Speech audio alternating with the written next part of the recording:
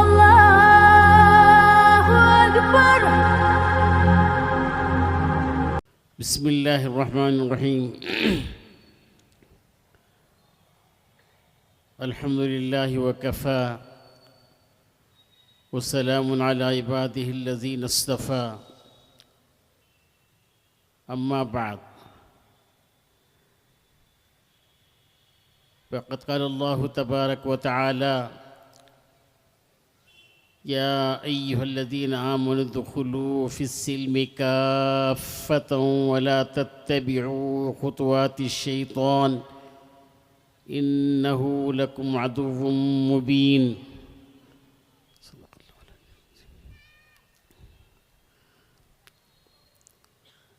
हज़रात उलमाए किराम और आज के इस मजलिस के दुल्हा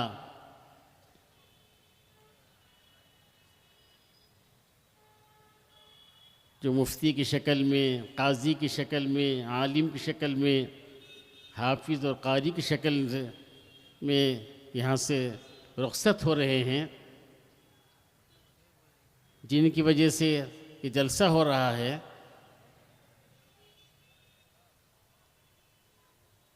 हम लोग बड़े खुशकिस्मत हैं कि ख़त्म बुखारी शरीफ होगी और उसके बाद जो दुआ मांगी जाती है वो दुआ कबूल भी होती है। ऐसी मजलिस में जो हम जमा हुए हैं, ये सआदत बज़ोर बाजू नेज़ ताना बख्शत खुदाए बख्शिंदा। इस वक्त हमारे लिए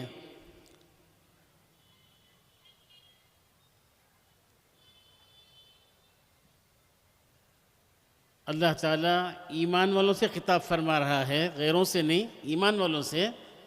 उद्खुलू फिस्सिल्मि काफ़ा, इस्लाम में पूरे पूरे तुझे दाखिल हो जाओ। हम अपने आप को टटोलें,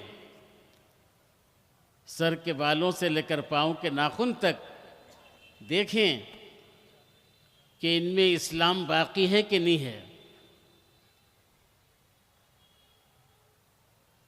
सर के बालों से टटोलें। लेकिन एक माहौल चल रहा है कि बहुत सारे नौजवान सरों में जो बाल रख रहे हैं वो सरकार दो आलम सल्लल्लाहु अलैहि वसल्लम की हदीस की मुखालफत में है।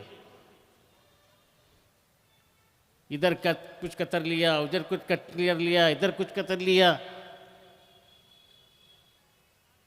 चेहरा देखकर पहचान ही नहीं हो रहा है ये कौन है, क्या कटिंग है।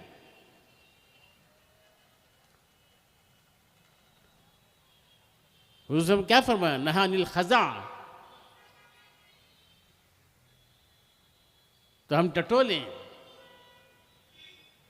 एक मरतबा हज़रत मसीहुल्लाह खान साहब रहमतुल्लाह अलैह की खिदमत में एक साहब आए, जलालाबाद में, मैं भी था उसमें,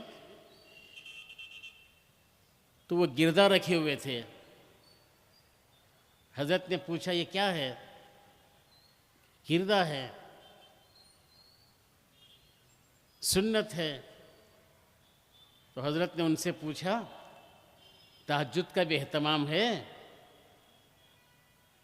तहज्जुद तो उससे बड़ी सुन्नत है, उसका एहतमाम नहीं करते, सिर्फ बालों पर तहज्जुद का एहतमाम करो। हालांकि हज़रत जो है बहुत जमाल वाले, लेकिन इसी तरह हज़रत एक मरतबा सख्ती के साथ फरमाया, अगर मुझे लोग शूट कर दें मैं मरने तैयार हूँ, लेकिन बोलना नहीं छोड़ूंगा, टखनों के नीचे पहनना हराम हराम हराम मर्दों के लिए। सख्ती के साथ फरमाते थे हज़रत। तो आजकल क्या हो रहा है,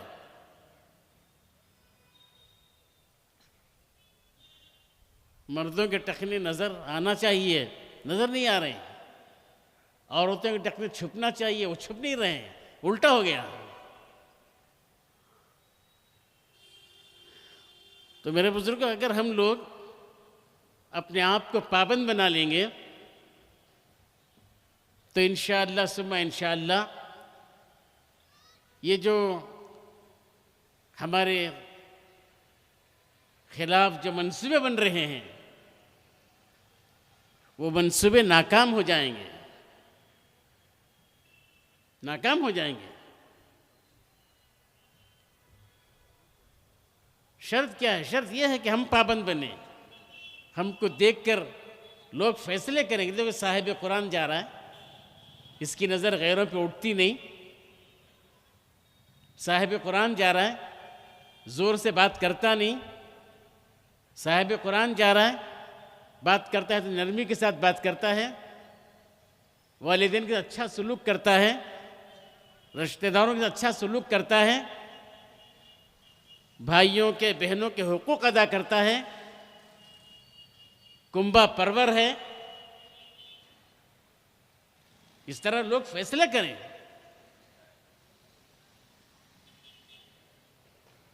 ये नहीं कि देखते ही फैसला करें, अरे इसका क्यों नाम लेते हैं, ये तो एक नंबर का एक शैतान है, नौज़ुबिल्लाह सुम्मा नौज़ुबिल्लाह। इस तरह फैसला ना करें। गुलाम रसूल का फैसला करें। कुछ सहाबा किराम रिज़वानुल्लाहि तबारक तआला अलैहिम अजमाइन अपना तारुफ, हालांकि हर सहाबी आशिक़ रसूल थे, इश्क़ नबी का दावा तो आसान बहुत है साक़िब, फरमाने भी नबी पर आमिल होना सबके बस की बात नहीं। इश्क़ नबी का दावा हज़रत सिद्दीक़ अहमद बांदवी रहमतुल्लाह अलैह साहब फरमाया था। तो मेरे बुज़ुर्गों, ज़रा सोचो, आज जो हालात को हम ला रहे हैं, हालात ला रहे हैं हम लोग, अगर हम पाबंद हो जाएं, इस्लाम के अहकामात की पाबंदी शुरू कर दें, नमाज़ों का अहतमाम, तिलावत का अहतमाम, जिक्र का अहतमाम, अखलाक का अहतमाम, इस तरह अगर हम पाबंदी कर लेंगे तो फिर हमें ये जो रुसवाई देखने में आ रही है नज़र नहीं आएगी। हमारे मसाजिद महफूज रहेंगे, मदारिस महफूज रहेंगे, उलमा महफूज रहेंगे, हमारे मकानात महफूज रहेंगे। अल्लाह ताला फरिश्तों के ज़रिए से हिफाजत करेगा और उनके दिलों में रौब डालेगा। जैसा कि हुज़ूर ने इरशाद फरमाया, नुसीरत बिर्रुअब मसीरत अश-शहर, मेरी मदद की गई, मेरे पास पहुंचने में अभी 1 महीने का फासिला है, डिस्टेंस है 1 महीने का, वहीं से उसके अंदर कपकपी शुरू हो जाती है। इसी को एक शायर ने कहा था, जब नाम उमर सुनकर अकरम थर्राते थे शाहाने जहां। हालांकि है उमर के पास ये के 47 नहीं, आइटम बम नहीं, टाइम बम नहीं, मशीन गन नहीं, हाइड्रोजन बम नहीं, कुछ नहीं। क्या थी? सुन्नतें थी, सुन्नतों के पाबंद थे। जब नाम उमर सुनकर अकरम थर्राते थे शाहाने जहां, सोचोगे कभी आका के गुफ्तार का आलम क्या होगा। इसलिए इस वक्त आप हजरात से गुजारिश है कि जो इस्लाम के जो शाइर हैं हम उसके पाबंद बन जाएं। जब पाबंद हो जाएंगे तो इंशाअल्लाह सुम्मा इंशाअल्लाह अल्लाह ताला हर चीज़ की हिफाजत फरमाएगा। और जहाँ तक हो सके हर चीज़ में ये हम तलाश करें कि अल्लाह इससे राज़ी होकर कि नहीं हो रहा है। अल्लाह को राज़ी करने की फ़िक्र कर रहे हैं। आज सबको खुश करने की फ़िक्र कर रहे हैं, लेकिन नाराज़ कर रहे हैं तो अल्लाह रसूल को। जैसा कि हज़रत क़ारी तय्यब साहब रहमतुल्लाह अलैह एक मालदार का वाक़िया ज़िक्र फरमाया। कि एक मालदार था, अपनी बेटी की शादी के लिए जो बाराती आए हैं सबके लिए सोने के सिक्के दिया बारातियों को, और फिर बेटी को जहेज वगैरह देकर रवाना कर दिया, रुखसत कर दिया। और कुछ फासले के बाद एक जगह जाके छुप के बैठ गया। बेटी, दामाद और बाराती जा रहे हैं, रास्ते में गड़ा आ गया, खड्डा। अब बारातियों ने कहा कि देख, तेरे जहेज में फोड़ा है क्या? उसको क्या पता है कि खबर खोदने के लिए फोड़ा भी देना चाहिए जहेज में। जब फोड़ा नहीं था तो ताना देने लगे, कैसा है तेरा खुसर, फोड़ा नहीं रखा जहेज में।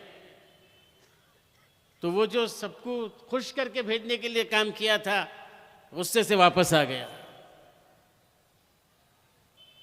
तो हम लोग क्या कर रहे हैं, सबको खुश करने की फिक्र कर रहे हैं, उसमें अल्लाह रसूल नाराज हो रहे हैं, कोई परवाह नहीं कर रहे हैं। जैसा कि हमारे बेंगलोर में एक निकाह हुआ था, तकरीबन निकाह में 20 करोड़ रुपए खर्चा किया था वो निकाह में। और फिर खाने का अंदाज यूपी का, तमिलनाडु का, कर्नाटक का, इस तरह, और सारे बकरे पूरा। फिर क्या हुआ,